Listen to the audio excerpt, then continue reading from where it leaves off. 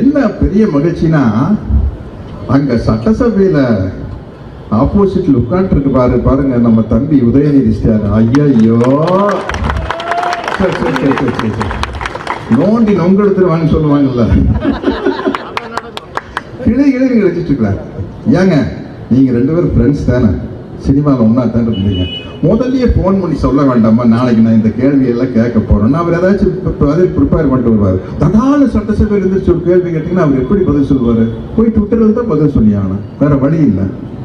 அதனால அது நம்ம சில இடத்துல நம்ம சைலண்டா இருப்போம், சில இடத்துல ஆக்ரோஷமா பேசுவோம். அது மாதிரி நம்ம சில இடத்துல சைலண்டா இருந்துக்கிறோம். அந்த சைலண்டா இருக்கிற இடம் சட்டசபை. ஆக்ரோஷமா பேசுற இடம் நன்றி தெரிவிக்க போற இடத்துல ஆக்ரோஷமா பேசுறது. இப்பேற்பட்ட தலைவர் பாருங்க, கொளத்தூர்ல தோத்துட்டார். நான் அடுத்த நாள் தலைவருக்கு போன் பண்றேன். எனக்கு என்ன சொல்றதுன்னு தெரியல, என்னங்க இப்படி அப்படின்னா, அதை விடுங்க, நான் இப்ப நன்றி சொல்றதுக்காக போயிட்டு இருக்கிறேங்க. அடுத்த